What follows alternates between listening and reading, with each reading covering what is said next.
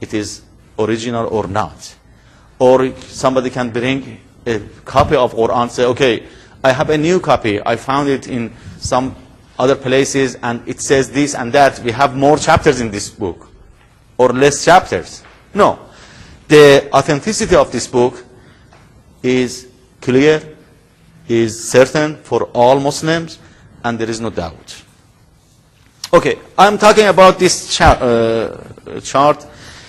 I think this chart is very helpful, and if everybody look at this chart, the surah order, there are some columns in this chart. The first column show you the initial or huruf al-muqatta'ah. It tells you that what surah and what chapter begins with huruf al-muqatta'ah, like alif lam mim. We call this alif lam mim or ayn or yasin or ayn sin qaf. We call these huruf al-muqatta'ah. So it tells you that what chapter has huruf al-muqatta'ah. Second column tells you the number of the surah, the order of surah in the Holy Book right now. Number 1 is Surah Al-Fatiha, and number 114 is Surah An-Nas. Third column is Arabic name, Al-Fatiha, Al-Baqarah, Ali Imran, and so on and so. The fourth column is English meaning of the names. Al-Fatiha means the key, and so on and so. Next, the order of revelation. What does it mean? It means that we have two orders for each surah. One order is the order of location in the Holy Quran right now. So what is the location of what is the order of surah in Quran? What is the beginning? What is the first surah? We say Fatiha. What's the last surah? Surah An-Nas. This is the order which is right now, which is located in the Quran. But we have another order. What surah was the first chapter that revealed to Rasulullah? Surah Al-Alaq. Can you find Surah Al-Alaq? What's the number of Surah Al-Alaq? 90, I think 96, yes. 96 is Surah Al-Alaq. If you see Surah Al-Alaq, the order of revelation is number 1. The order of revelation is number 1. Can you find the order of revelation number 114? Which surah is 114? It is 110, Surah An-Nasr. Because Surah An-Nasr was the last surah that was revealed to Rasulullah. So, you understand the meaning of order of revelation. When we say number 5 is for Surah Al-Fatiha, which means that it's the 5th surah that was revealed to Rasulullah. Next, the place that we say Makki or Madani. As I explained, Makki means before Hijrah, Madani means after Hijrah. Yes? Was that when the surah was completed or when the first village? It depends. Sometimes, as I explained before, that the beginning of that chapter was at that time. For example, Surah Al-Alaq, the beginning of Surah Al-Alaq, the 5 ayah, the very beginning of Surah Al-Alaq was revealed the first time, in the cave of Hira. Okay? But some Mufassirin says the rest of the surah was revealed after a while. And maybe between the first 5 and the rest, there was some other surah, like Surah Al-Mudassir, like Surah Al-Muzammil. So we call Surah Al-Alaq first surah, because the beginning of the surah was the first. So it depends. But some surah, some chapters was revealed in one time, once, the whole chapter, like Surah Al-An'am. Okay, so the next column is places. Next is number of verses, it's clear. And finally, percent is very interesting. Shows you the percentage of this chapter to the whole Quran. So, when we say, for example, Surah Al-Yasin, it says Surah Al-Yasin is, the location of Surah Al-Yasin is 31.58. Any question regarding this surah order? Yes? About what? You have to read carefully, because I explain here. You know, each surah has a percentage of the whole book, whole the Quran, in Quran. So it shows you the percentage of the location. For example, when you say 30%, it means that you have to look in the first third of Quran.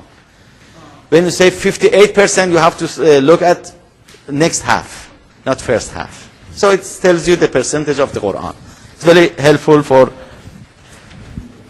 Now, any question regarding this order?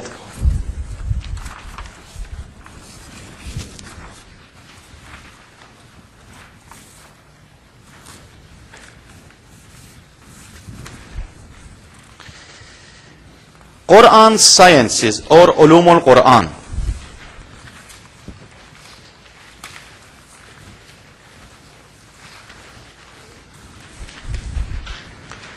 What is Quran sciences? Okay, could you please read the first paragraph of Quran sciences? Unlike Tafsir.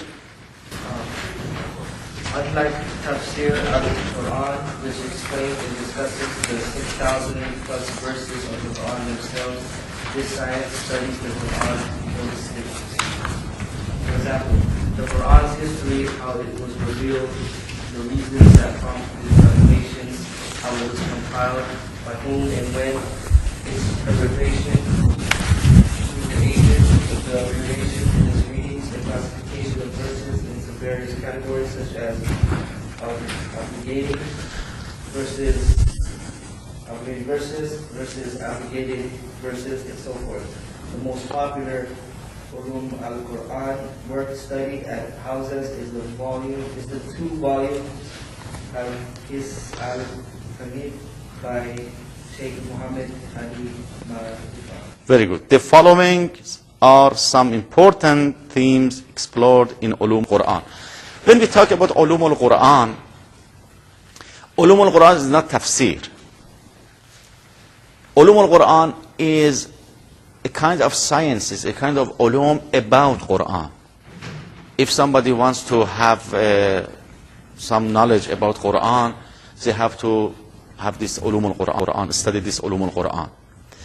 As I will explain about some examples, for example, we have from number 1 to number 12. I give you 12 examples about ulum al-Quran. What is ulum al-Quran? That usually there are some books, there are some references, there are some sources. If somebody wants to know about ulum al-Quran, the best, as I explained here, is Talkhis al-Tamhid. It was recently edited by Marhum Ayatollah Muhammad Hadi Ma'rifah. It is 2 volumes and explains about all ulum and sciences about Quran. For example, number 1, miracle of the Holy Quran. Mu'jiza, I'jaz. I'jaz al-Quran, or the miracle of the Quran, is very important because we believe that Quran is a miracle. Quran is a mu'jiza. Quran is not a regular book. It's not like other books. There are many kinds of miraculous evidence and explanation about this book. I'll give you some examples. Can you read these examples, Mr. Yes, the miracle of the Holy Quran. Miracle of the Holy Quran. The Holy Quran is indeed a miracle in many aspects, some of which are described here below. A, the exclusive eloquence and fluency of the Quran. B, the inimitable quality of the Quran. C, the scientific miracle of the Quran. D, the accuracy of the historical records in the Quran. E, the predictions in the Quran. F, the geometry in the Quran. Exactly.